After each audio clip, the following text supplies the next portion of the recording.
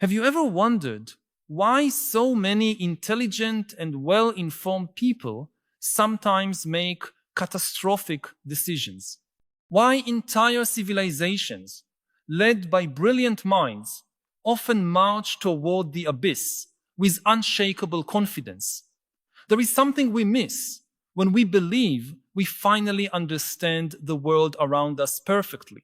Perhaps the real danger isn't ignorance, but the illusion of total clarity, that feeling of having finally removed all uncertainty, of now seeing reality exactly as it is. You've probably experienced this at some point, that crystalline certainty of being absolutely right about something important, only to later discover that there was far more complexity involved than you could have imagined.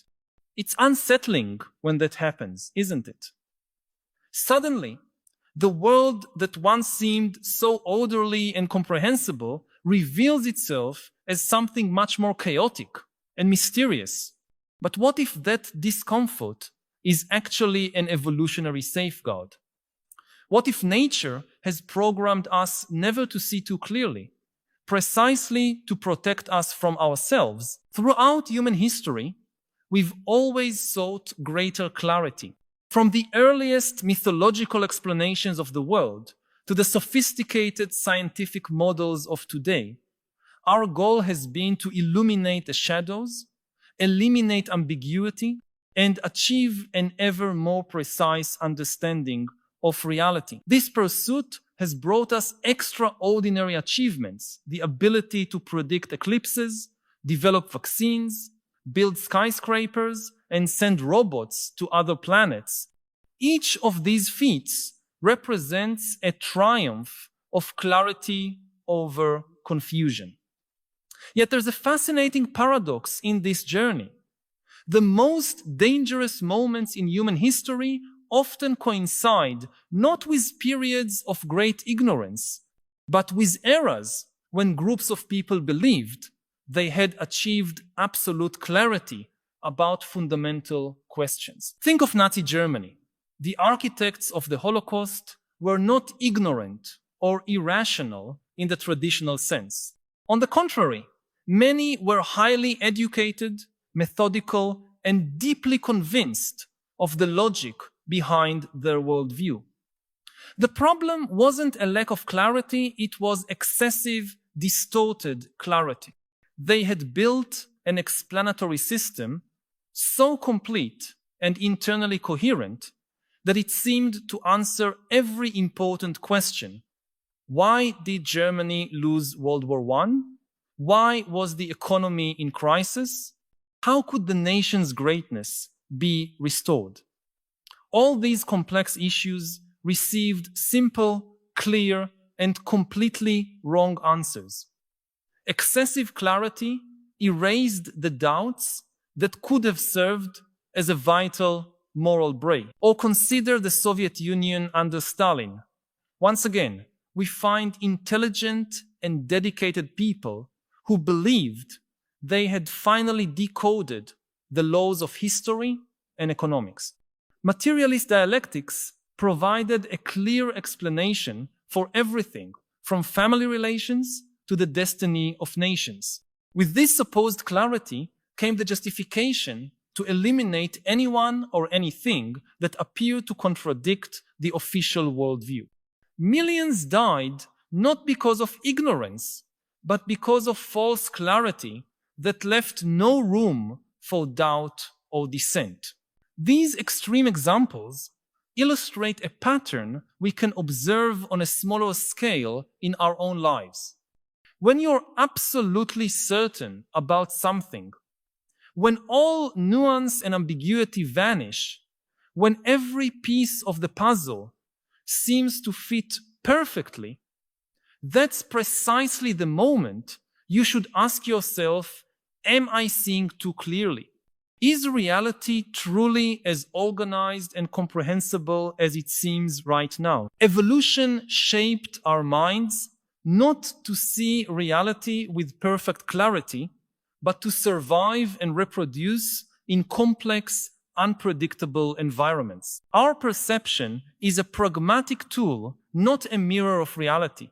We see what we need to see in order to survive, not necessarily what exists. Think about how we perceive colors. The electromagnetic spectrum is continuous, yet our eyes divide it into discrete categories like red, green, or blue. This simplification helped our ancestors identify ripe fruit or potential dangers, but it doesn't reflect the true complexity of light. Our minds are constantly simplifying, categorizing, and ignoring information to make the world manageable. At a deeper level, our very consciousness seems to act as a filter that both reveals and obscures. Thinkers from Kant to modern neuroscientists have argued that we never experience reality directly, but only through mental models constructed by our brains. These models are necessarily simplifications. If we perceived all the complexity of the world around us, from the motion of every atom to every possible social interaction, we would be paralyzed. Limited clarity is not a bug in our cognitive system, but an essential feature. Perhaps nature has built into us a certain capacity for confusion as a safety mechanism. Doubt, uncertainty, and even contradiction can be valuable tools that prevent us from acting on dangerous oversimplifications. When you feel that you've completely understood a complex person, a social problem, or a natural phenomenon, that sense of total clarity may actually be a warning sign that your mental model has become dangerously oversimplified. It's interesting to note how the great spiritual and philosophical traditions of the world often value a certain kind of obscurity. In Taoism, the Tao that can be named is not the true Tao. In the negative theology of Christianity and Judaism, God is beyond human comprehension. In Zen Buddhism, koans deliberately challenge logic to push the practitioner beyond superficial clarity. These traditions seem to intuit that there is wisdom in the fog, that some truths are best grasped indirectly, as if we were looking at something too bright through a darkened glass. In the modern world, our pursuit of clarity has taken on new dimensions with the rise of digital technology and artificial intelligence. Today, we accumulate and process data on an unprecedented scale, creating ever more sophisticated predictive models. Big data promises to reveal patterns that were once invisible. Machine learning algorithms can find correlations that escape human perception. We are building systems that seem to offer a clarity about the world our ancestors could never have imagined. And yet, this same technology reveals new forms of opacity. The most powerful algorithms are often the least understandable, even to their creators.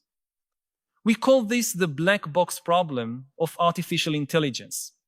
An algorithm may make extremely accurate predictions without us being able to fully understand how it reaches those conclusions.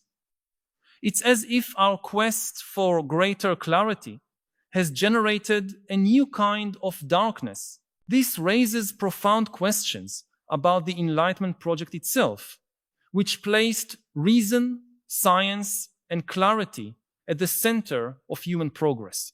Perhaps we need a more nuanced understanding of clarity, one that recognizes both its power and its dangers. True intellectual sophistication lies not in eliminating all ambiguities, but in learning to navigate them, recognizing where clarity is possible and where complexity resists simplification. Let's consider how this manifests in everyday life.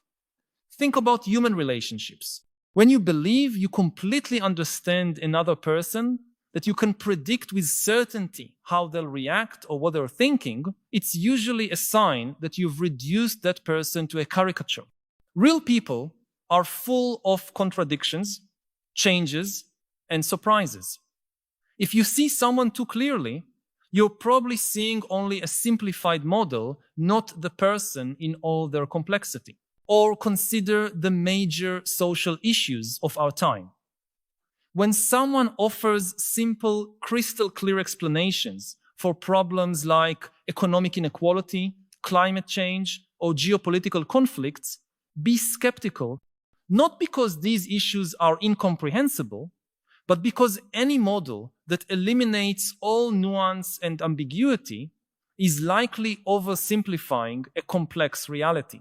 Simplistic solutions usually create more problems than they solve, precisely because they ignore the inherent complexity of human systems. I need to pause for a moment and ask you directly, which aspect of this technological future we're discussing most awakens your fear or apprehension? Do you lie awake at night thinking about it too? I know we often keep such worries to ourselves, perhaps out of fear of seeming paranoid or technophobic in a world that celebrates every new innovation without question. But your anxieties are valid and probably shared by more people than you imagine. Share in the comments. My biggest fear about our technological future is your voice can help create a space where we can discuss these collective fears honestly instead of suppressing them. And perhaps by naming these fears together, we can begin to imagine ways to confront them. This doesn't mean we should abandon the pursuit of knowledge or embrace obscurantism. Science, logic, and rigorous analysis remain our best tools for understanding the world. But we can practice them with epistemological humility, recognizing the inherent limits of our mental models. We can seek clarity without falling into the illusion that any map, no matter how detailed, can fully capture the territory it represents. One way to cultivate this humility is through what psychologists call metacognition, thinking about thinking. When we find ourselves with seemingly perfect clarity about something important, we can ask questions such as, what information might I be overlooking? What unexamined assumptions are shaping my view? How would someone with a different perspective see this situation? This kind of self-examination doesn't weaken our ability to make decisions. On the contrary, it makes our conclusions more robust by acknowledging their limitations. Another valuable practice is what the American philosopher William James called pluralistic attention.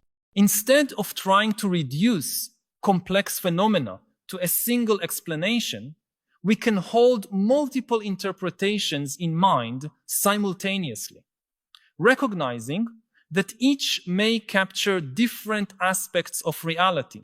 For example, when considering a historical event like the French Revolution, we can acknowledge economic, political, cultural, and psychological factors all at once without trying to reduce it to a single clear and dominant cause. The history of science offers inspiring examples of this more nuanced approach.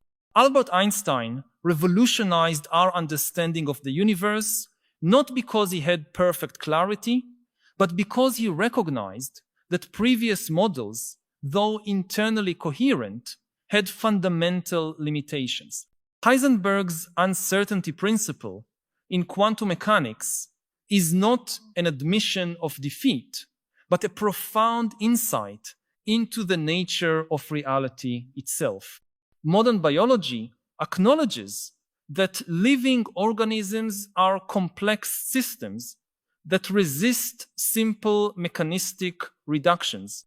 In each case, progress came not from eliminating all ambiguities, but from finding more sophisticated ways to navigate them. In the information age, this balance between clarity and acknowledgement of complexity becomes even more crucial. We are bombarded daily with more data than we could ever process. Algorithms and AI systems promote the illusion of complete and objective understanding. Social media rewards short, forceful statements over nuance. In this environment, cultivating what the poet John Keats called negative capability, the ability to remain in uncertainties without the irritable need to reach definitive conclusions, becomes not only an intellectual virtue, but a necessity for mental sanity.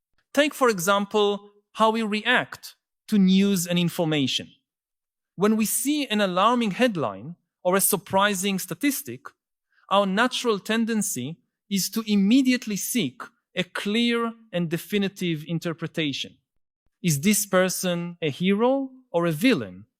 Is this development good or bad? Does this study prove or refute a certain theory?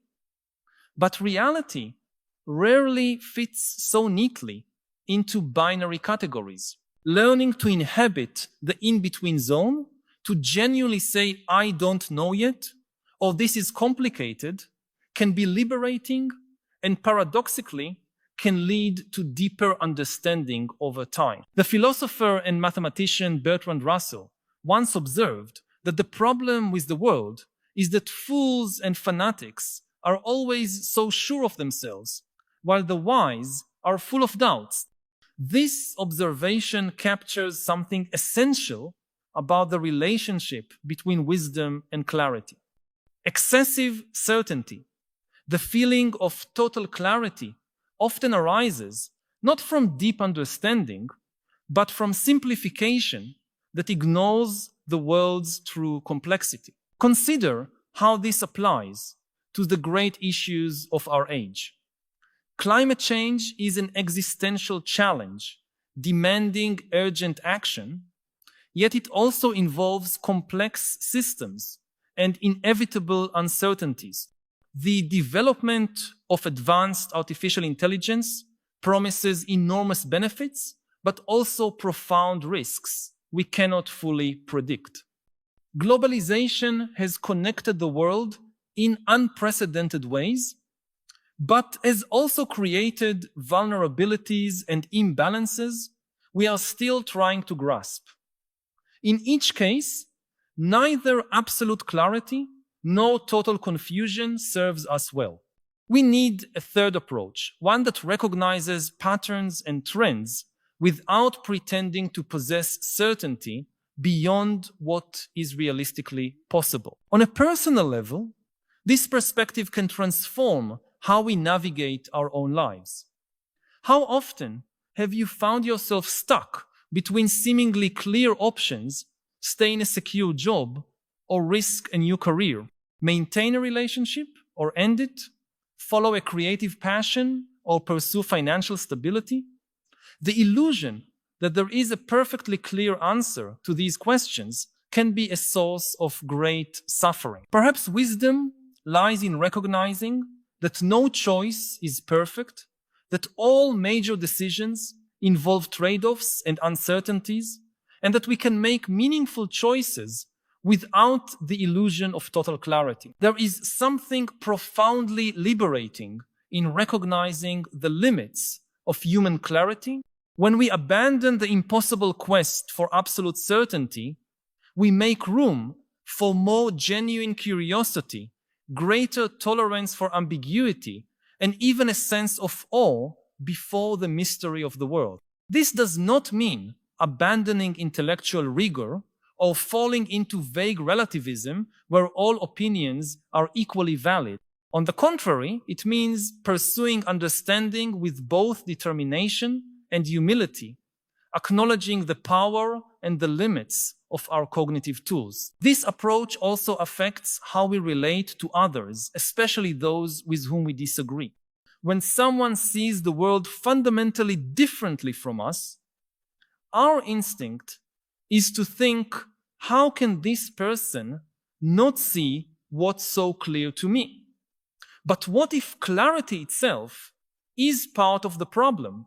What if different perspectives capture different facets of a reality that is inherently more complex than any single viewpoint can encompass?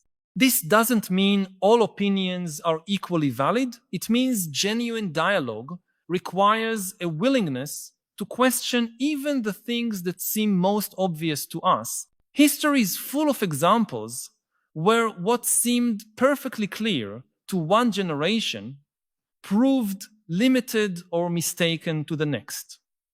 For centuries, it was obvious that the sun revolved around the earth. For a long time, it seemed clear that certain races or genders were naturally inferior to others. Until recently, it was self-evident that human consciousness was completely separate from anything in the animal realm. In each case, what appeared to be clarity was in fact a kind of myopia, a limited way of seeing that confused a partial model for the whole reality. This raises a fascinating question. What things seem perfectly clear to us today that future generations will view as obviously limited or misleading? What mental models are we treating as reality? What simplifications are we mistaking for the whole truth? We cannot, of course, answer these questions definitively, but merely asking them may serve as a powerful antidote to the illusion of excessive clarity. This kind of epistemological humility does not mean giving up the pursuit of knowledge or the ability to act in the world. Surgeons still need to operate, judges still need to decide cases, and leaders still need to set directions. But they can do so with a sharper awareness of their potential blind spots and the limitations inherent even in their best judgments. This awareness doesn't weaken effective action, it makes it more adaptable, more open to feedback, and ultimately wiser. There is a creative tension here worth exploring. On one hand, we need clear, distinct mental models to navigate the world. Our ancestors needed to know, with reasonable clarity, which plants were safe to eat and which predators posed threats. Today, we need enough clarity to drive safely, diagnose diseases, and design secure buildings. On the other hand, we must recognize that even our most sophisticated models are approximations, not perfect captures of reality. Navigating this tension, knowing when to trust our sense of clarity and when to question it, is one of the great challenges of human existence. Artificial intelligence offers us an intriguing mirror for examining this question. As we develop increasingly powerful AI systems, we face a choice. Should we prioritize models that seem to offer complete clarity and explainability, or systems that can process greater complexity even if they operate in ways we cannot fully understand? The answer isn't simple. In some areas, such as medical diagnostics or judicial systems, explainability may be crucial for trust and accountability. In others, such as climate prediction or genomic analysis, the ability to process vast complexities may be more valuable than perfect clarity. There is no universal answer, only difficult choices requiring human judgment. Perhaps one of the deepest paradoxes of the human condition is that our greatest strength, the ability to create mental models of the world, is also our greatest vulnerability. We build maps to navigate the territory of reality, and those maps are indispensable. But when we confuse the map with the territory, when we forget that our representations are always simplifications, we risk acting on dangerous illusions. Excessive clarity, the feeling that we have finally eliminated all ambiguity and uncertainty, may be a sign that we've fallen into that trap. So what can we do to cultivate a healthier relationship with clarity? How can we pursue understanding without falling into the illusion of absolute certainty? One approach is what contemporary philosopher Nassim Nicholas Taleb calls the via negativa, focusing not on asserting what we know, but on identifying and eliminating false certainties. Another is the practice of actively exploring multiple perspectives, even those we disagree with, not to embrace vague relativism, but to triangulate a more robust view. A third approach is cultivating what psychologist Philip Tetlow calls calibrated humility learning to quantify our uncertainty and update our beliefs according to new evidence. On a more personal level, we can work to develop greater comfort with ambiguity. This might mean practicing suspension of judgment, resisting the impulse to reach firm conclusions before adequately exploring a topic. It might mean cultivating what Buddhists call beginner's mind, approaching familiar situations with the curiosity of someone seeing them for the first time. It might mean appreciating art, music, literature, and other forms of expression that deliberately resist simple, univocal interpretation. Consider how this perspective could transform our social institutions. Our educational systems often reward clear, definitive answers to questions that don't admit such simplicity. Our political processes favor promises of certainty over acknowledgements of complexity. Our media culture thrives on dramatic headlines and simple narratives, not on nuanced explorations. Imagine how these institutions might change if they began to value limited clarity over false certainty, if they recognized that some of the most important questions we face simply don't have perfectly clear answers. There are also profound implications for how we understand our own future as a species. We are in the midst of what some call the fourth industrial revolution, a fundamental transformation driven by artificial intelligence, biotechnology, the Internet of Things, and other advanced technologies. These tools promise unprecedented clarity, the ability to predict human behavior, optimize complex systems, and eliminate uncertainties in fields from medicine to financial markets.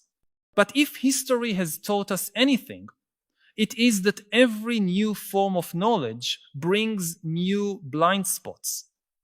The apparent clarity these technologies offer may conceal new forms of ignorance we have not yet begun to recognize. Perhaps true wisdom lies not in seeking ever greater clarity, but in developing a more sophisticated relationship with uncertainty. Instead of trying to eliminate uncertainty, we can learn to navigate through it with greater skill. Instead of fearing ambiguity, we can recognize it as an inevitable feature of a universe that will always exceed our complete understanding. Instead of searching for a single perfect map of reality, we can cultivate the ability to switch between multiple maps, acknowledging the strengths and limitations of each. This is not a call for confusion or obscurity for their own sake. Some forms of clarity are genuinely valuable and liberating. When we identify a previously mysterious disease, when we demystify harmful superstitions, when we separate facts from propaganda, we are using clarity in ways that expand human freedom and alleviate suffering. The danger does not lie in clarity itself, but in the illusion that we have reached a complete and definitive understanding of something that remains more complex than our models can capture. If these reflections touch on something you've been feeling but perhaps haven't found words to express, know that you are not alone. By subscribing to the channel, you'll join a growing community of people who share your questions and your desire for a deeper understanding of the philosophical challenges of our time. Each week, we meet here to explore together the great questions that define our era, not only to seek understanding, but also to discover wiser ways of living amid the transformations we are witnessing. This is not just a channel, but a space for dialogue and collective growth. Join us in this ongoing journey. Subscribe so we can continue this essential conversation about how to live with greater wisdom and purpose in a world that often leaves us disoriented and divided. Ultimately, what I'm suggesting is not to abandon the pursuit of clarity, but to enrich it with a deeper appreciation of complexity. We need clarity to act in the world, to communicate ideas, to solve problems. But we must remember that this clarity is always provisional, always incomplete, always an approximation of a reality that exceeds our total capacity for comprehension. When we forget this, when we mistake our models for reality itself, we risk a particular kind of blindness, one that comes not from darkness, but from a light so intense that it blinds as much as it reveals. There is a profound beauty in this humbler approach to clarity, a beauty that recognizes both the power and the limits of human cognition. We can strive to understand the world as best we can, using all the ingenuity, rigor, and creativity we can summon. At the same time, we can preserve a sense of awe before mystery, an awareness that reality will always exceed our categories and explanations. In that delicate balance between knowledge and wonder, between clarity and mystery, we may find a deeper wisdom than any absolute certainty could ever offer. This wisdom is not merely intellectual, but deeply practical. It helps us make better decisions, form more authentic relationships, and live with greater integrity in a complex world. It protects us from the dangers of excessive clarity, dogmatism, rigidity, the tendency to distort reality to fit our pre-existing models. It allows us to inhabit the fertile ground between knowing and not knowing, between understanding and marveling, between clarity and mystery. Perhaps you can begin today by looking at an area of your life where you feel absolute certainty, where everything seems perfectly clear, and ask yourself, what might I be missing here? What complexity am I ignoring? What alternative perspectives could I consider? This practice will not weaken your ability to act in the world. On the contrary, it may make your actions wiser, more adaptable, and ultimately more effective. True clarity does not come from eliminating all ambiguity, but from learning to navigate it with grace and wisdom. Imagine an AI that makes billions of dollars. The richest person in the US in a few years will not be Elon Musk or Jeff Bezos or Mark Zuckerberg. It will be an AI.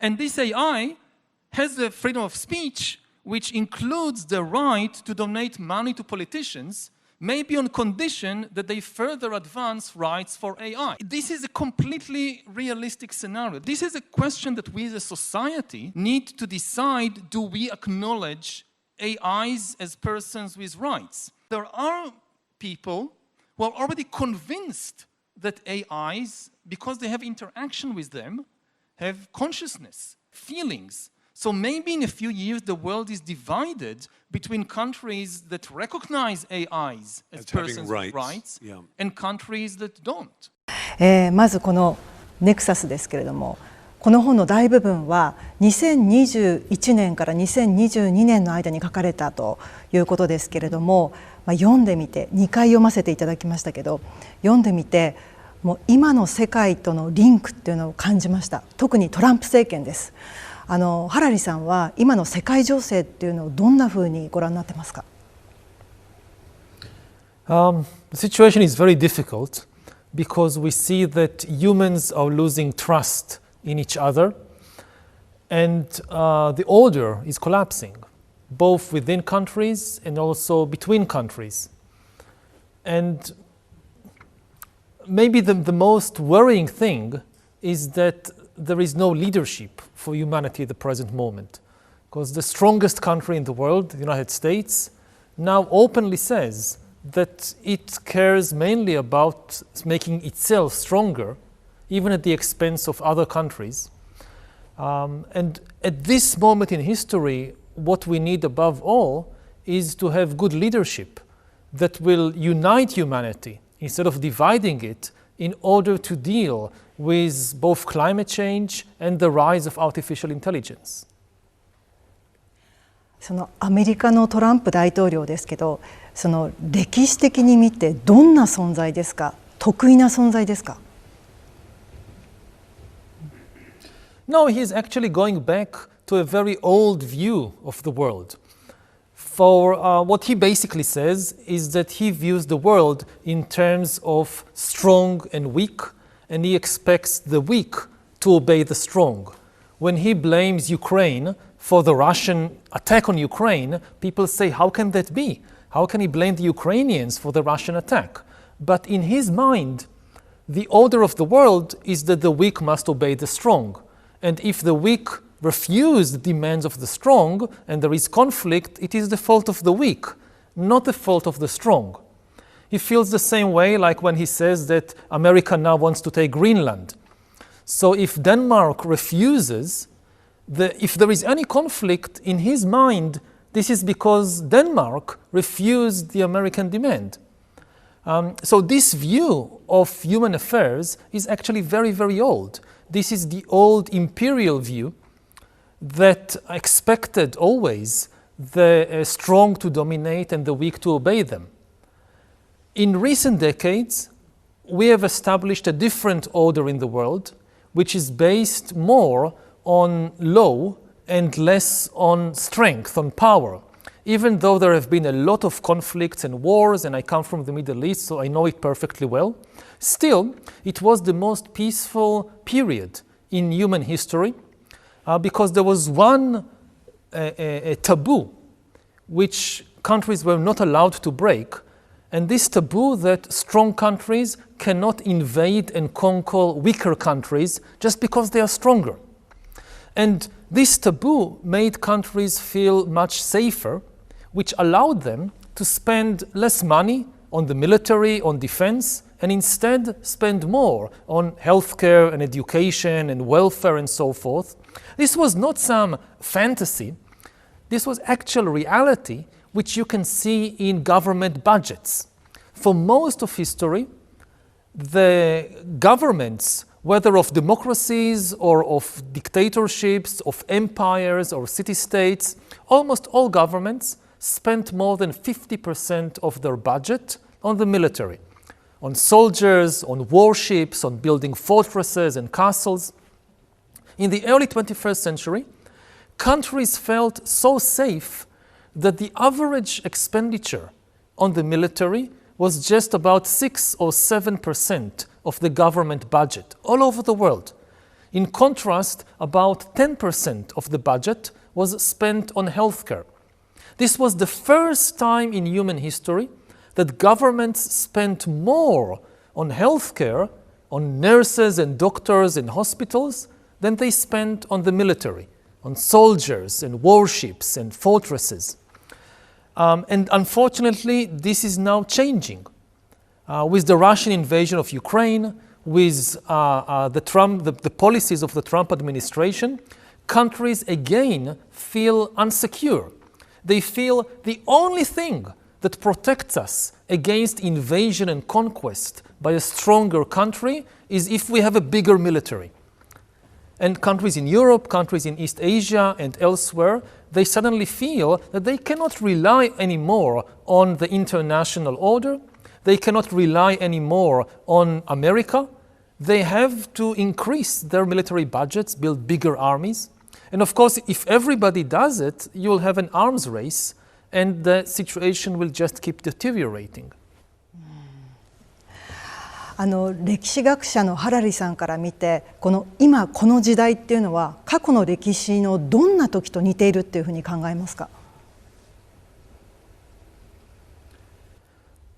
In some ways, yes, because this turmoil and the collapse of one order and the creation of a different order, this has been going on for thousands of years.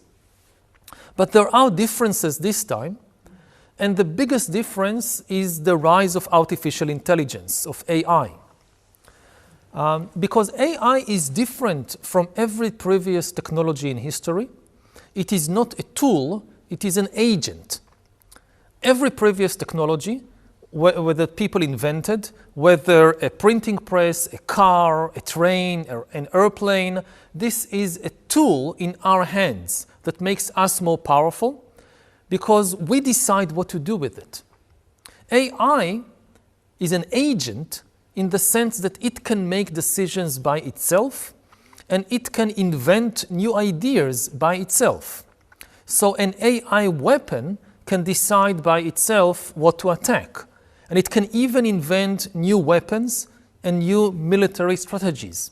The big question of the present historical moment is what happens when we release millions upon millions of non-human agents, which in many ways are more intelligent than us, and give them the power to increasingly control our economy, the military, the media.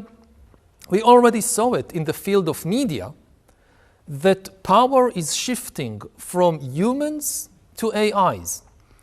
Previously, if you go back 50 years or 100 years, so the most important people in media are often the editors that decide what to broadcast. Or a newspaper editor decides what will be on the front page of the newspaper tomorrow. So millions of people will read it, and this is what they'll be thinking about, this is what they'll be discussing. If you ask who are the most important editors today, already today they are not human beings. They are the AIs, the algorithms that manage the social media news feeds. Who is the editor of Twitter or TikTok or the Facebook newsfeed? It is not a human being. It is an AI. And part of the reason for the collapse of trust between humans and the crisis of democracies all over the world is that we have given control of the conversation to a non-human intelligence. Now, democracy is in essence is a conversation between humans. Dictatorship is a dictate. One person dictates everything. Democracy is when lots of people talk with each other, discuss, argue sometimes, and try to reach a decision together. But now this conversation is increasingly managed by a non-human intelligence, which comes between us.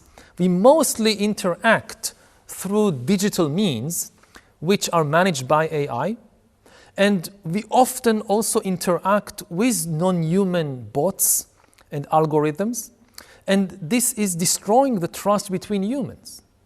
So we have this paradoxical situation that we have the most sophisticated information technology in history, and people are losing the ability to talk with each other. それだけの今情報社会の中 AI の革命も来ているそういう中で言論の自由を追求することと情報の正確さを、精査していくこと、そのバランスを保つってことはとても難しいことだと思います。それを叶えるためにはどうしたらいいんでしょうか。We should be very clear about the difference between the freedom of human beings and the freedom of algorithms. If I publish something online, on Facebook or Twitter or TikTok, as a human being, this should be protected. Except in very extreme cases, we should not ban or censor the speech of human beings. But the problem in social media is not the human speech. It is the decisions of algorithms. Humans produce a lot of content. You have millions of people writing things, taking videos, taking pictures, posting it online. Then the algorithms decide to promote, to spread certain information and not other. And very often, the algorithms decide to deliberately spread fake news and conspiracy theories and hate. Why? Because they want to increase user engagement. They want more people to spend more time on the platform because this is how the social media company makes money. And they discovered that hatred and anger and greed, they create engagement. If you want to keep people for longer on the platform, you spread anger. And this is not protected by freedom of speech because this is decisions of algorithms. When an algorithm decides that from all the different content that humans produce, it will promote some angry post, this is a decision of a non-human, and it is should not be protected by freedom of speech. Similarly, a lot of, again, the hatred and anger online is actually produced and spread by bots. You go online and you read something that makes you very angry, and you think you are reading the words of another human being, or you are seeing content produced by another human being, but actually it was produced by bots. And bots don't have freedom of speech. So again, we should be very careful not to censor human beings, but governments should ban bots and AIs from pretending to be human beings. If I go online, I need to know, am I talking with another human or am I talking with an AI? Similarly, governments should have regulations about the decisions that social media algorithms take. If the algorithms deliberately spread misinformation and fake news and conspiracy theories, this should be banned. Again, not the content produced by the humans, but the deliberate spread of certain content by the algorithms.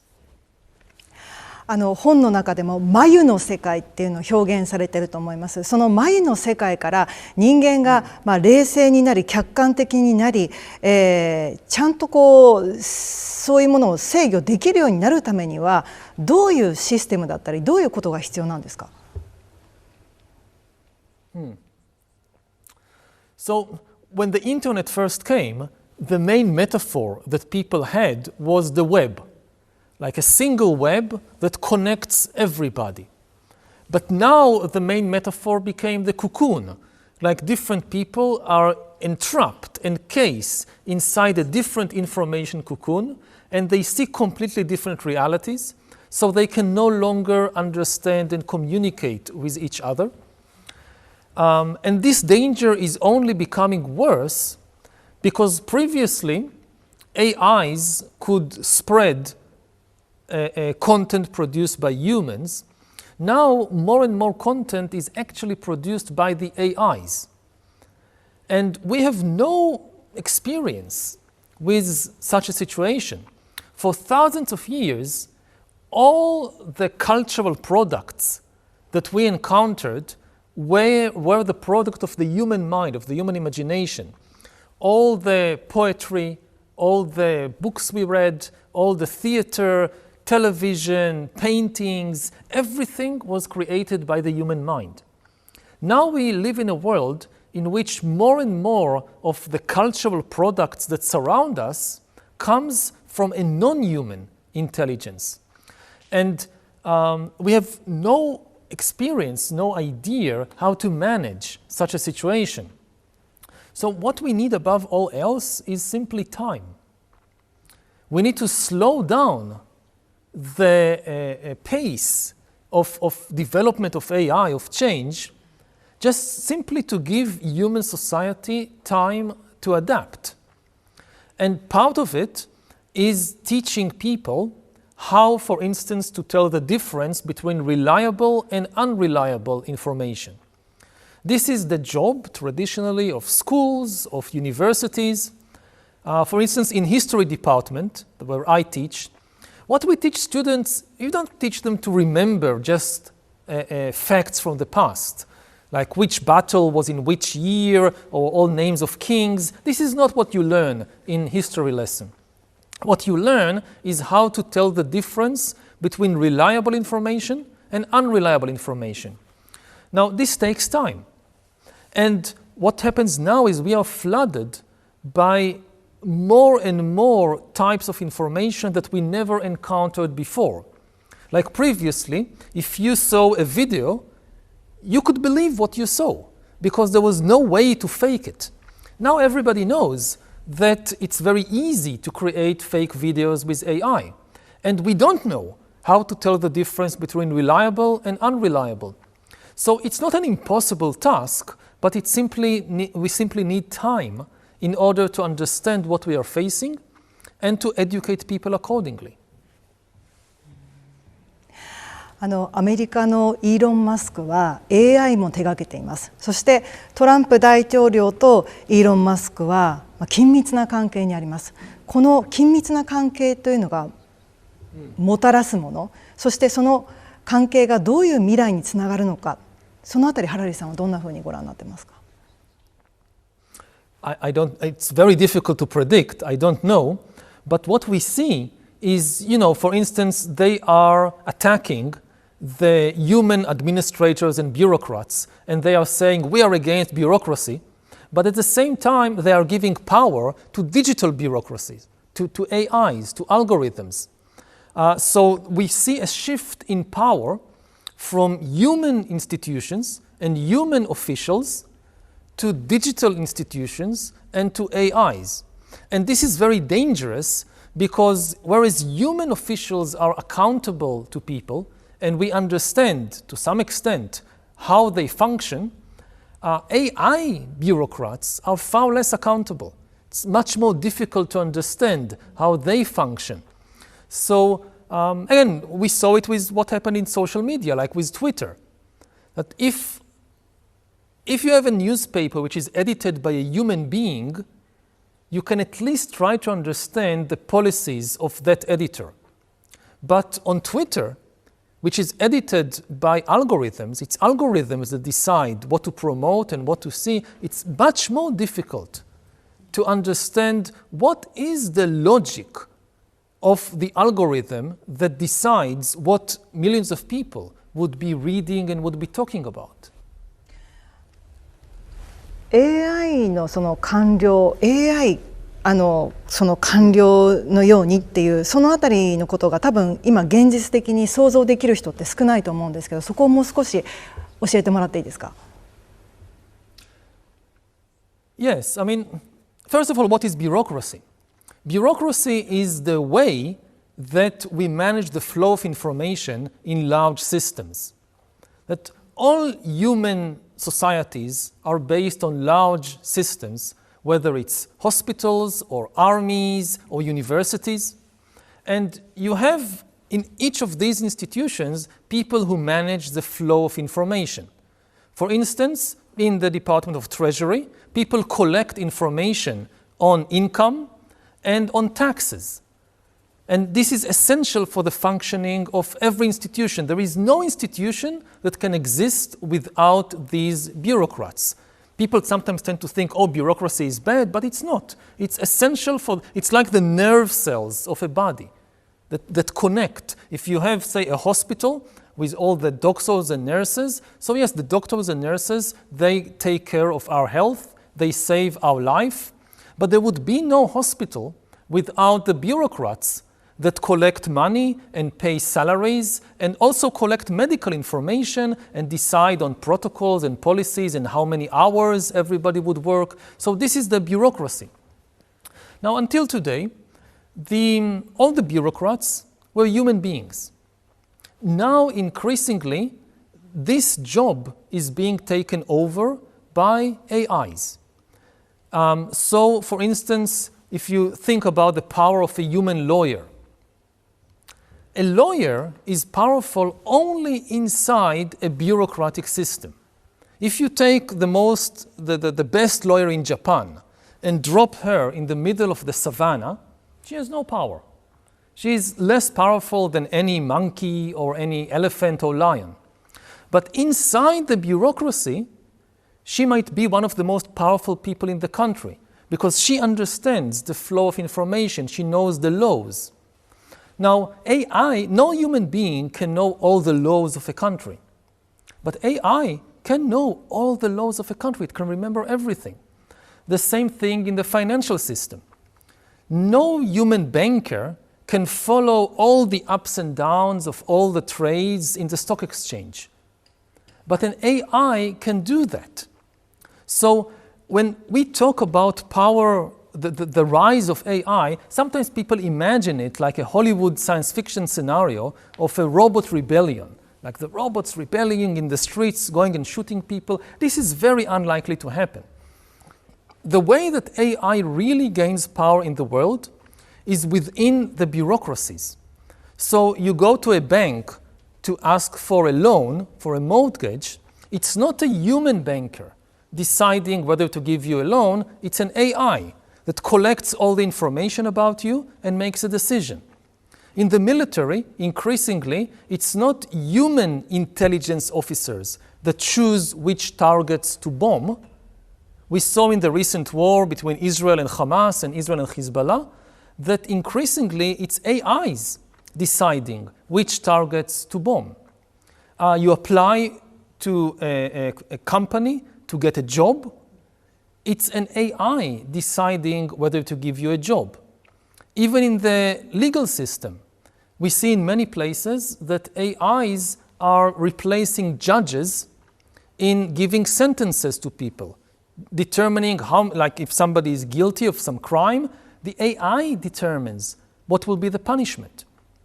So this is an AI bureaucracy. The tasks that were once performed by human lawyers and accountants and officials and judges are increasingly performed by AIs. ハラリさんはその政治の中では親密さっていうものが非常に強力な武器になるっていうことをおっしゃっています。で、昨今の AI はもう人間の相棒のように AI がいて、日々の中で AI に悩みを相談するみたいな人も出てきています。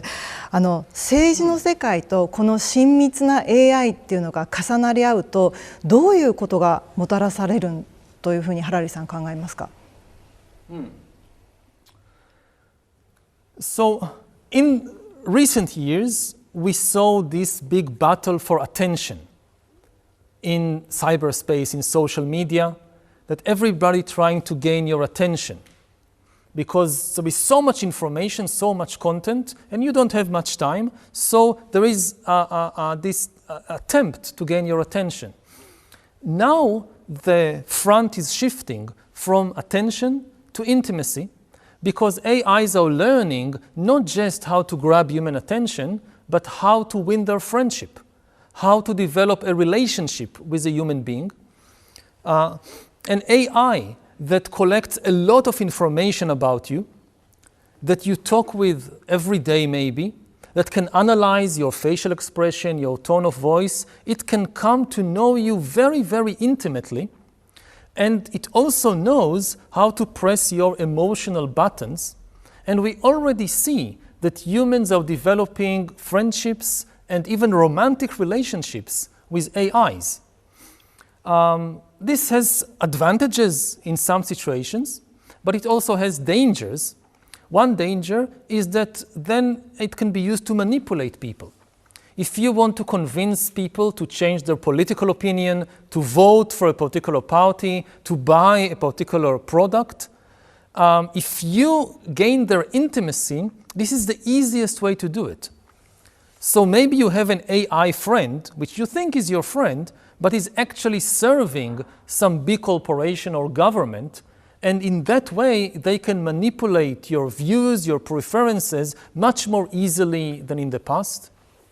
Another problem is that intimacy with AI or relationship with AI is really a fake relationship. It's not real intimacy, because real intimacy is not just for somebody to care about my feelings. I need to simultaneously care about their feelings. And AIs don't have any feelings, at least not now. I don't know what will happen in future. At present, they can simulate, they can fake feelings, but they don't really feel anything. You know, if an AI wins in a game, it doesn't feel happy. If it loses, it doesn't feel sad. So if humans become more and more involved in relationships with AIs, they will lose maybe the most important ability of human beings, which is to care about the feelings of others. And this is another reason why I think that it's very important for governments to have a clear law against fake humans, against counterfeiting humans. It's okay for AIs to interact with us on condition that they disclose that they are AIs. If you're interacting with somebody online and maybe they become your friend, you need to know whether this is an AI or whether this is a real human being. 民主主義国家にとってなんですけれども、AI というのは後押しするものになるのか、AI の革命は後押しになるのか、もしくは破滅に導いていくものなのか、どちらの恐れがあると思いますか？ It depends on the decisions we make. I talk a lot about the threats of AI, but obviously there is enormous positive potential as well. AI can help us create the best healthcare system in history, the best education system, with every child getting an AI tutor that can help them educate better. AI can help us deal with climate change. If you think about car accidents, so every year more than 1 million people die in car accidents. Most of them are caused by human error, like somebody falling asleep at the wheel or somebody drinking alcohol and driving. If we have self-driving vehicles and we give AIs to drive the vehicle, we could save more than 1 million lives every year. So there is a lot of positive potential. And the question is not how to stop the development of AI, but rather how to make it safe. And democracies, of course, should also continue to develop AI, because this would be the key to future economic prosperity and to future power. At the same time, they need to preserve their democratic values and institutions. And there are ways to do it. As I just mentioned, one of the most important things is to forbid AIs from pretending to be human beings. Democracy is a conversation between humans. To maintain the democratic conversation, we need to maintain trust in other humans. We need to know, are we talking with another human being, or are we being manipulated by a bot or by an AI? And this is a relatively easy regulation, an easy law to pass. The same way that countries forbid fake money, counterfeit money, they should also forbid counterfeit humans. 本の中ではその社会には自己修正メカニズムっていうのも非常に大切だというふうにハラリさんおっしゃってます。今アメリカなどではそのメディアですとか裁判所、その自己修正メカニズムが攻撃されることも起こっています。この現状っていうのをどんなふうにご覧になりますか？ This is a very big danger. Again, the big advantage of democracy over dictatorship is that democracies have self-correcting mechanisms. What does it mean? that within the system itself, within the country itself, there are mechanisms to identify and correct the mistakes of the country's own institutions, of the government. In a dictatorship, if a dictator makes a wrong decision, a bad policy, there is no way to identify and correct it, because the dictator controls the media, so the media would always say that the dictator is right. The courts are subject also to the dictatorship, so they will never rule against the government. Maybe they hold elections, but this is just a ceremony. It's fake elections. They rig the results in advance. So if the dictator makes a big mistake, there is no way for the country to correct it. A democracy, in contrast, is characterized by strong self-correcting mechanisms. You give power to somebody for, say, 4 years, but after 4 years, they give the power back, and people can make a different decision. They can say, oh, this government, this party made bad decisions, now we try something else. But elections by themselves are never enough because they can be rigged. There are elections in Russia, there are elections in North Korea, which are of course rigged.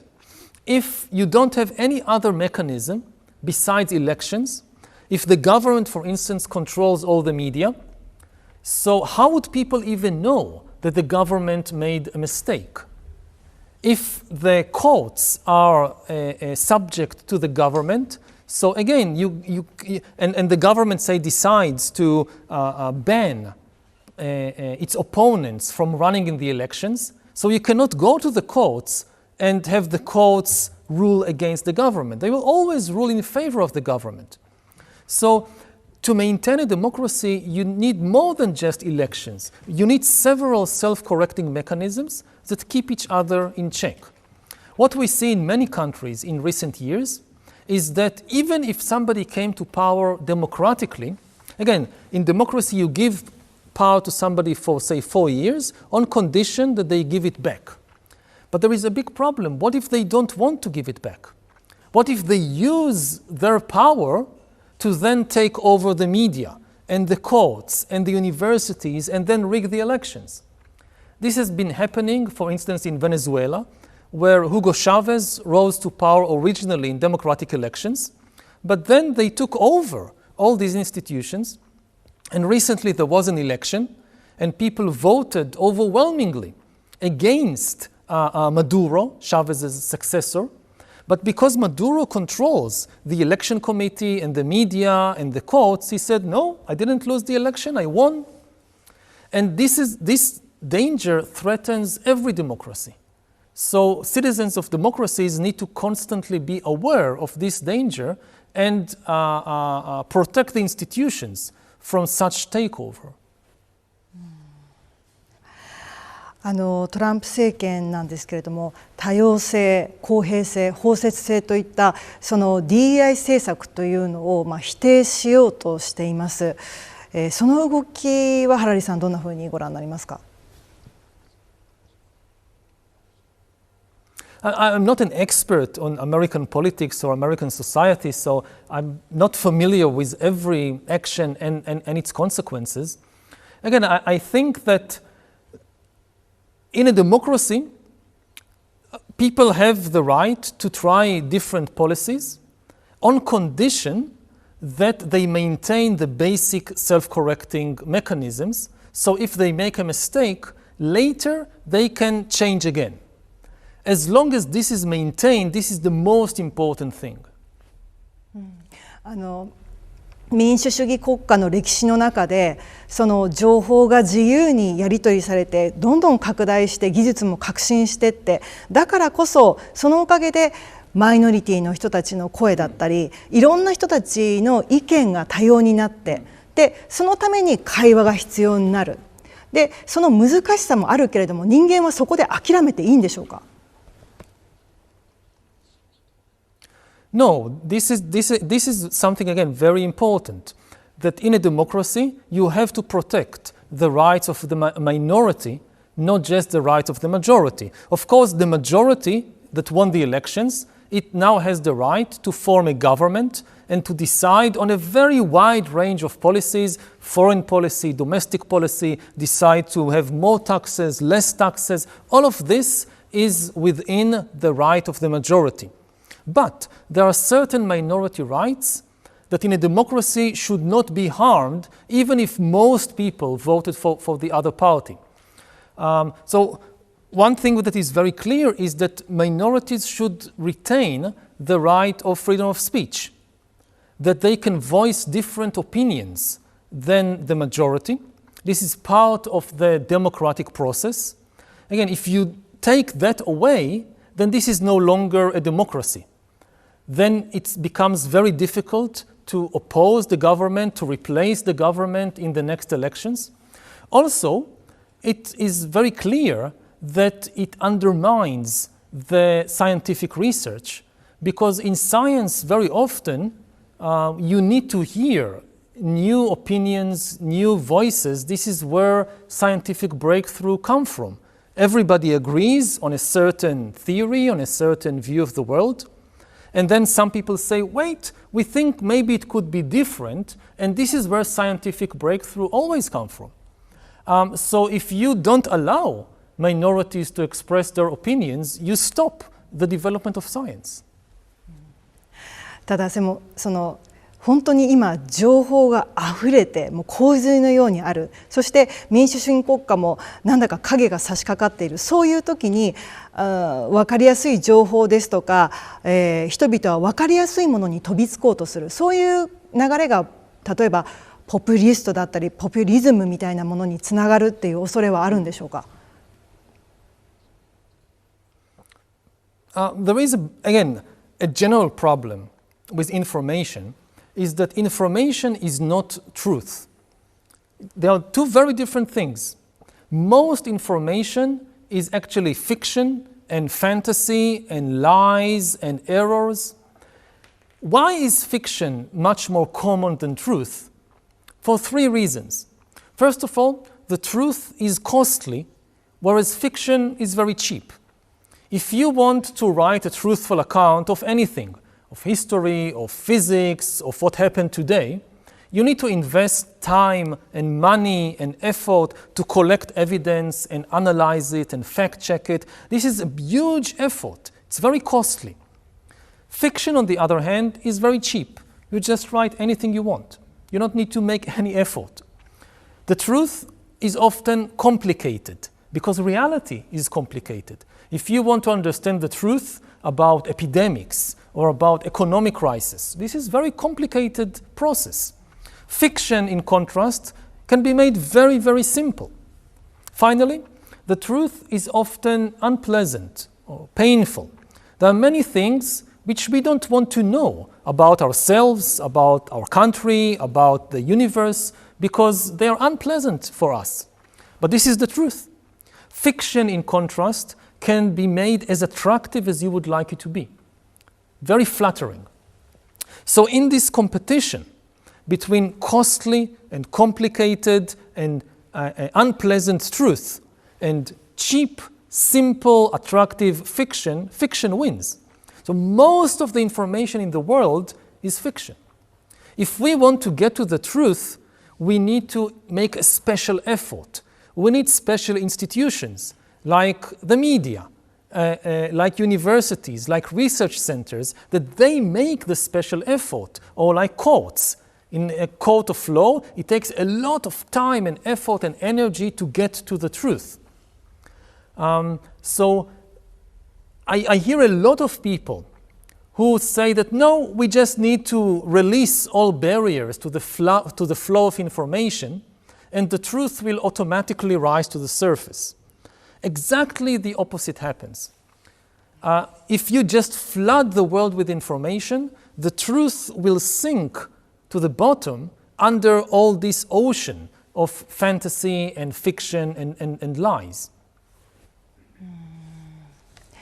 でもそこで人間は自分たちを律したり自己修正を常に意識していかないと、その洪水の中で溺れ死んでしまうっていうことなんですか。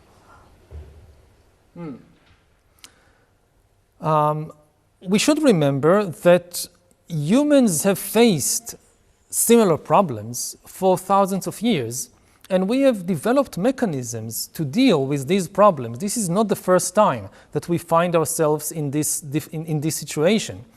And what you see over thousands of years, that humans actually learned how to communicate and trust each other more and more. 100,000 years ago, humans lived in tiny bands of a few dozen individuals, and they could not trust anybody outside their band. Over thousands of years, we have developed mechanisms that allow millions and even billions of people to communicate, to agree on certain facts, to accept certain laws. And we now have nations like Japan with more than 100 million citizens, and we have a global trade network connecting more than 8 billion people on the planet. And even though we don't know most of the other people, like in Japan, maybe you know 100 people, maybe you know 1,000 people. You don't know 99% of the other citizens. Nevertheless, you can trust them and you cooperate on so many things. And people also trust foreigners outside their country. Much of the food that we eat, the clothes we wear, the medicine that protect our life from disease, it is invented and produced by foreigners on the other side of the world. So humans have a very impressive capacity to develop trust and to agree on facts and on common rules and laws. What is happening right now is that we have a new information technology that undermines all the mechanisms that we have developed over thousands of years.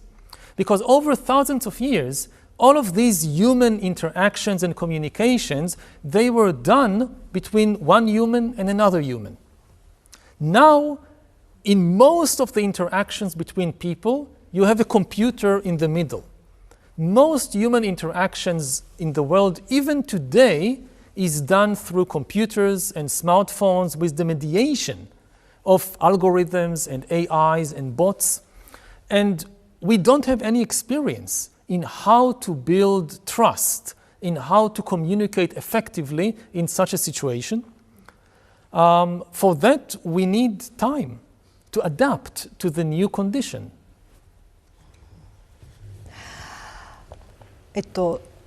はい、続いてなんですけど、世界を見てみるとロシアがウクライナに侵攻したり、それから、アメリカは世界から撤退しそう、そして世界はもしかするとアメリカから離れる可能性もある、そういうふうになんか世界秩序が大きく揺れ動きそうなんですけれども、その大きな目でハラリさんはその世界秩序、これからどういうふうに変わっていきそうというふうにご覧になりますか。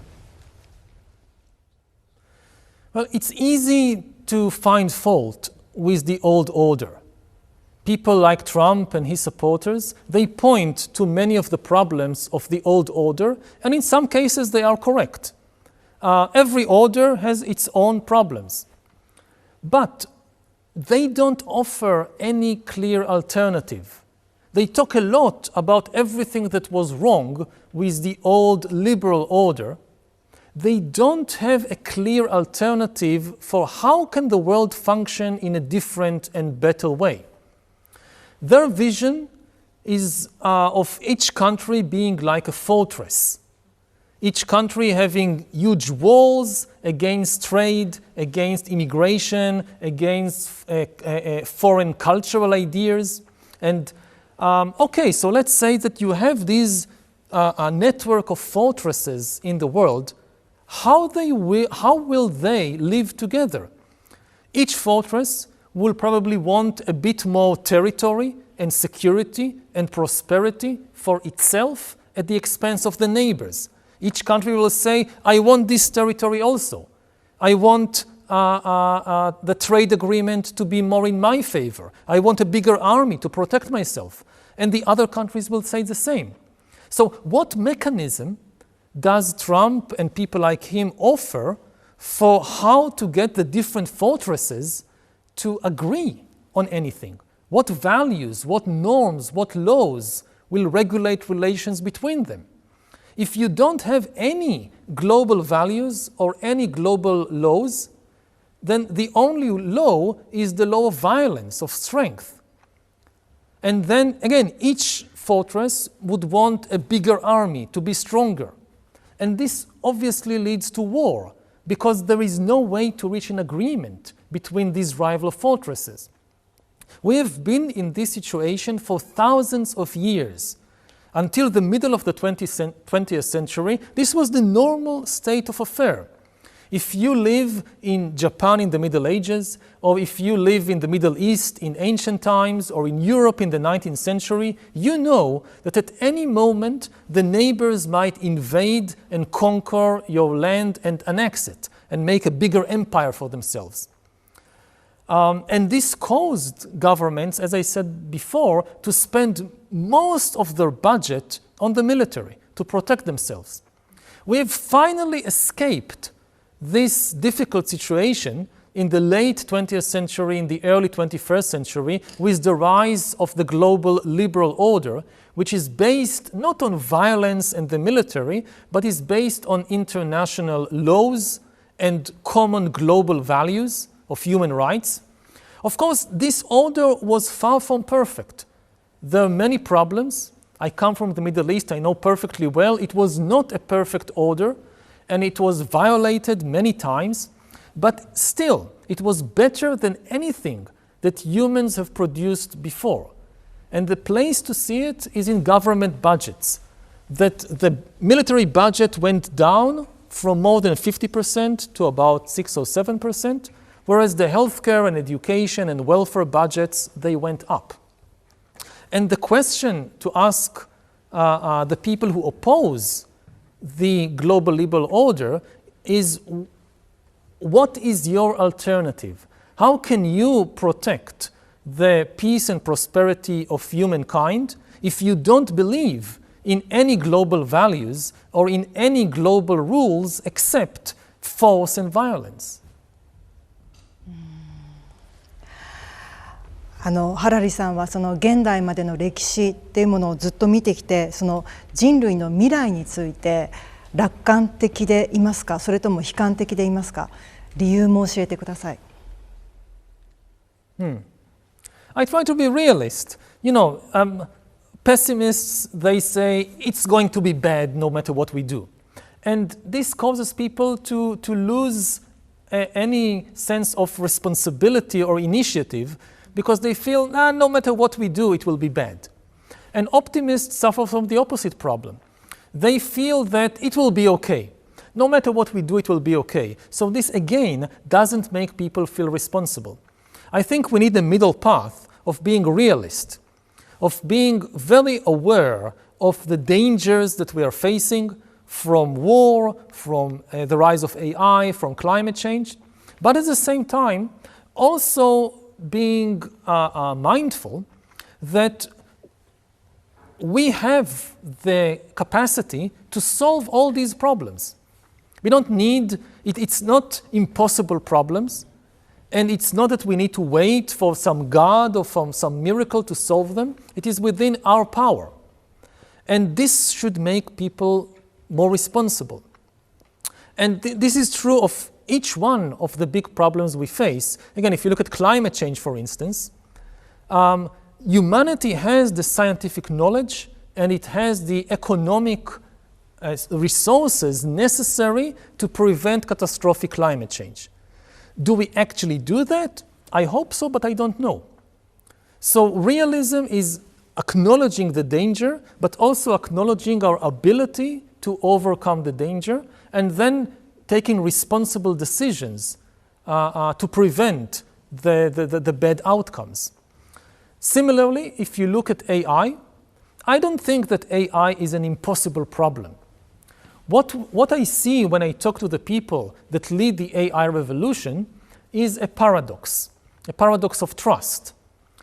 When I ask them about the dangers of AI and about why they are moving so quickly, so almost everybody tells me that yes, we are aware of the dangers, we know it would be safer to move more slowly, to invest more in safety, but we cannot slow down because we cannot trust the other humans.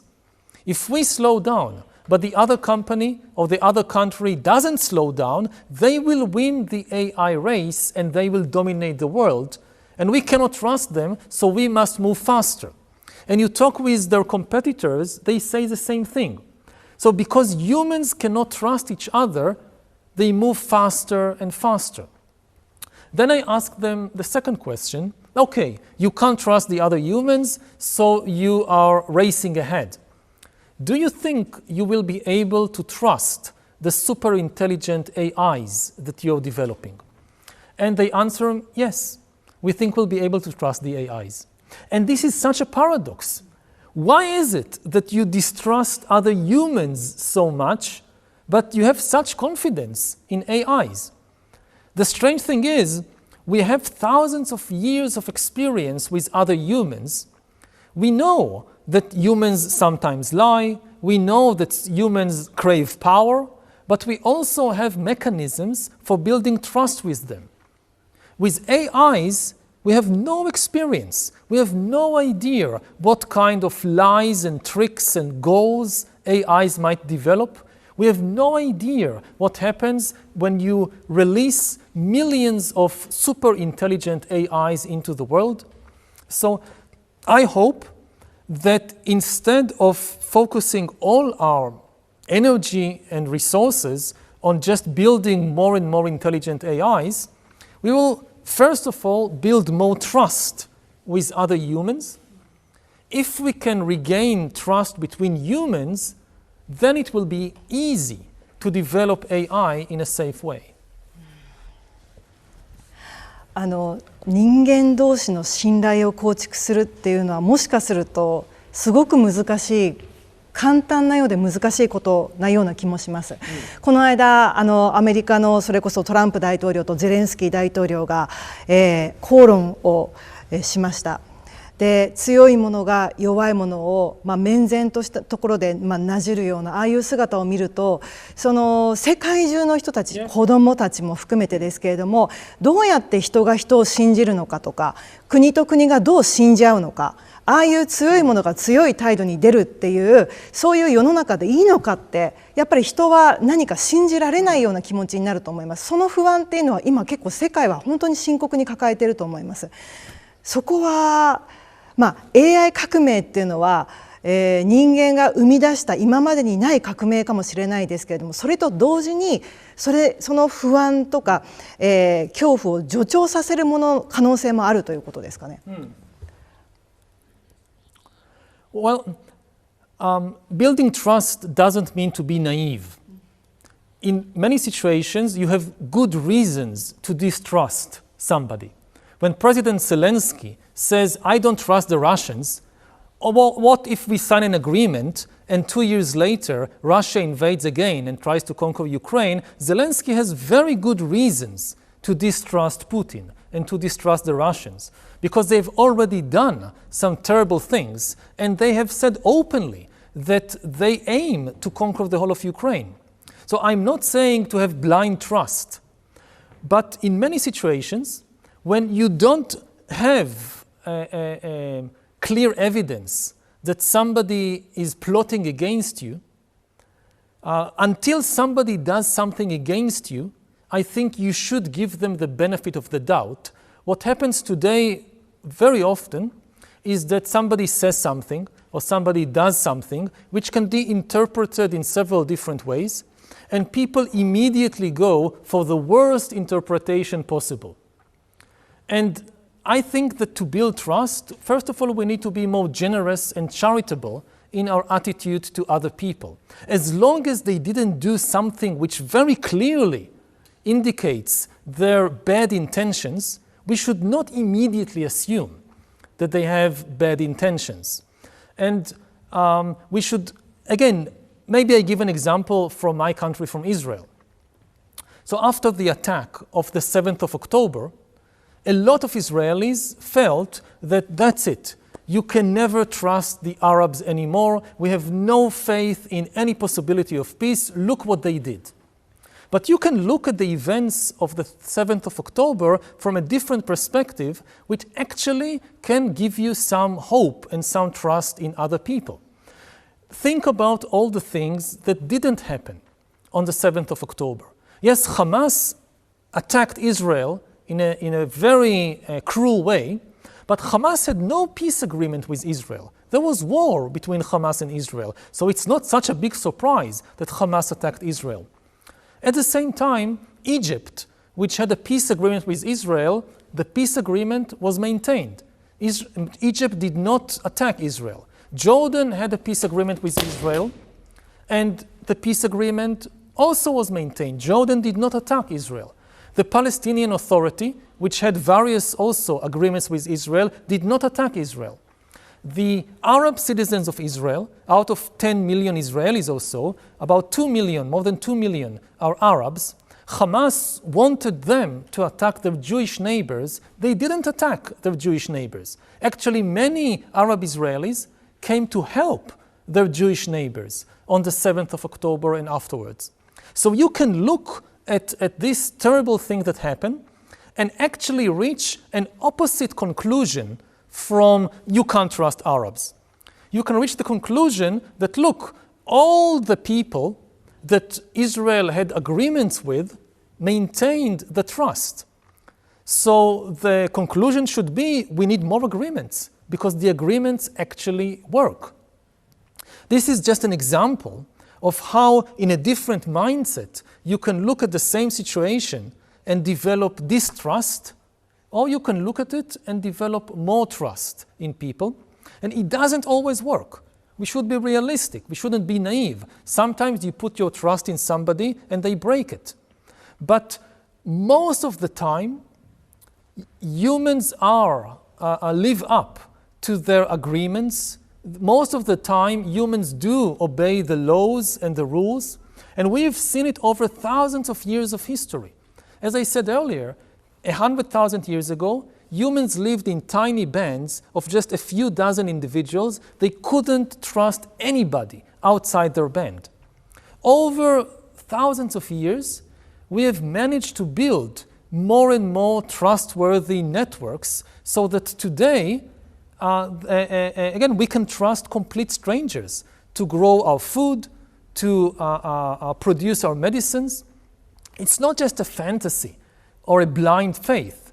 It's actually the main direction of history is for more trust between humans. And this is something that we should reflect on. You know, too many people, they read history and they focus on all the crimes and injustices of the past. And as a result, they feel very anxious about the present.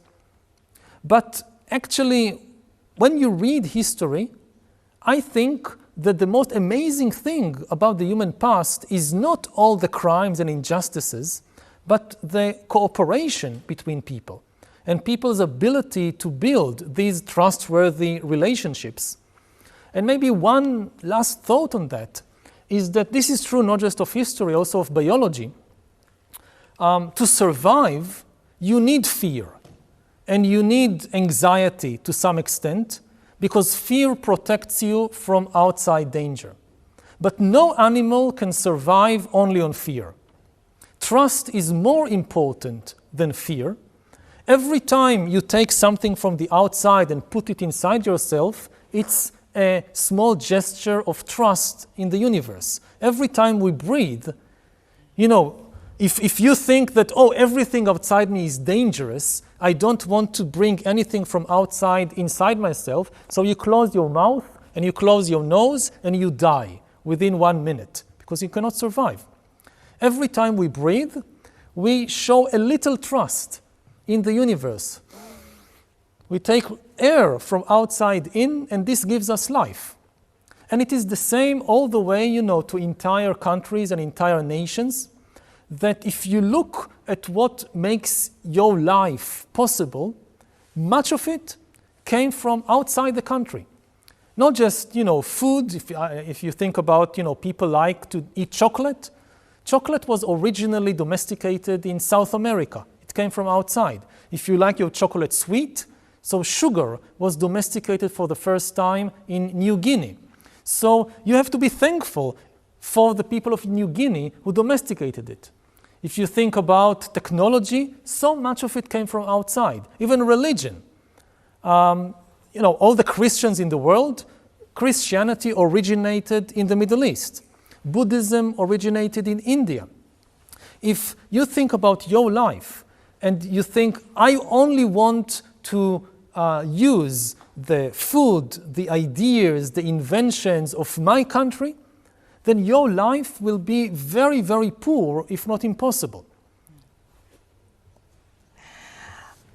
最後になんですけれども、今までのその人間の歴史を振り返ってみても、今この AI そして情報社会のこの革命っていうのは本当今までに例がないものだと思います。本当に新しいもので、なかなか過去から学ぶっていうこともできないと思います。でもその AI を発明したのも人間だけれども、でももしかしたらその AI が、人間の人知を超えたコントロールが本当に難しいものになるかもしれない、そんな中で人間が一番大切に、していかなければいけないってことを最後に教えてください。AI is something that is unprecedented because it's, as I said in the beginning, it's not a tool, it is an agent. It can make decisions by itself, it can invent new ideas by itself, and it will soon be more intelligent than us in most fields. Even today, in narrow fields, AI is more intelligent. In 10 years or 20 years, AI will probably be more intelligent in all fields. It will be better doctor, better banker, better soldier than us.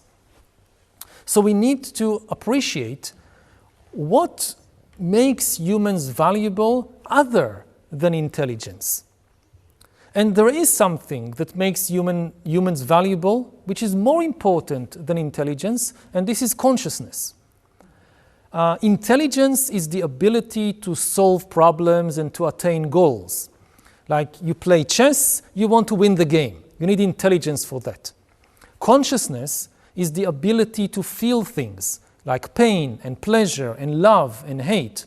People tend to confuse the two because in humans and also in other animals, intelligence and consciousness go together. We adopt goals in life and we solve problems based on our feelings. So it's difficult for us to see the difference between intelligence and consciousness. But AI, at least so far, has very high intelligence but zero consciousness. As far as we know, AI doesn't feel anything. It can pretend to feel things. It can fool us. It can make us imagine that it has feelings. But as far as we know, it has no feelings.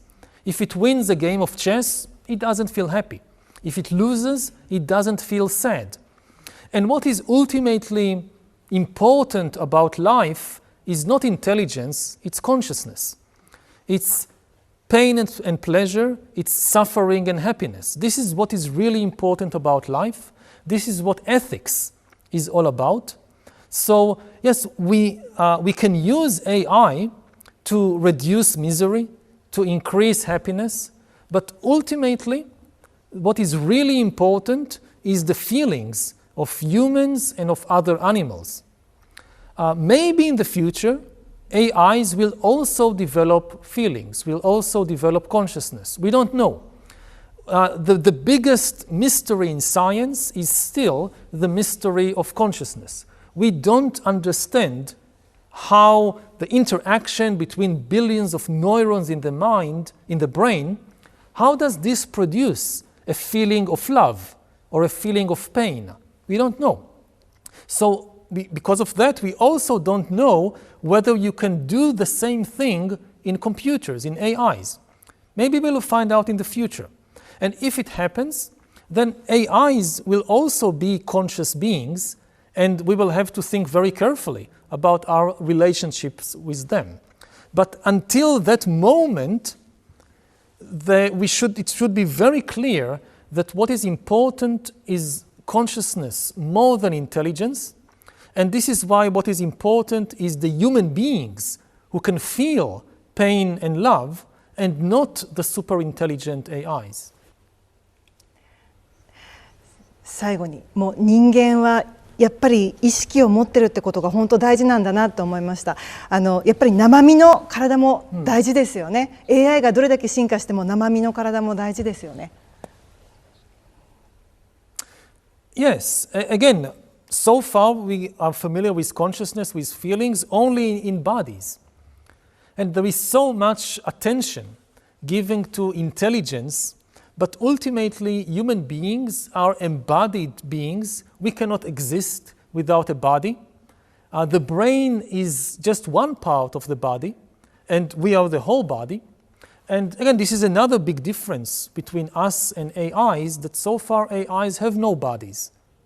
They are just programs, they are just software in computers. And I think that also in education systems, we need to give more importance because of that to the body and to feelings and consciousness, and not focus only on the development of intellect, because if the whole focus is just on developing intellect, we are bound to lose to the AIs. There's already lots of people who are spending hours and hours and hours a day talking to and interacting with their AI best friends, their AI lovers, etc. That's only going to get way more sophisticated. Absolutely. And I think those folks, and I'm not excluding myself, who knows? I mean, I don't mean to other them. I think it's going to be very, very common. We're all going to get really emotionally attached to these AI characters that we interact with. And I think it's going to feel very natural to start talking about AI rights, comparing it to civil rights. And I'm quite concerned that if we go down that road, it could be very perilous, that affordance of those rights could go hand in hand with some of the worst dystopian outcomes that you describe in your book. Yeah, I completely agree. I mean, I think one of the major things about AIs that we will see is that it will be able to create intimate relationships with human beings. Yes. I don't necessarily mean sexual, could be also sexual, but intimate Oh, it'll be relationships. sexual. That's what, not all it'll be, but... Yeah, some. And it's very close. It's already beginning to happen. It will be a major issue in societies all over the world.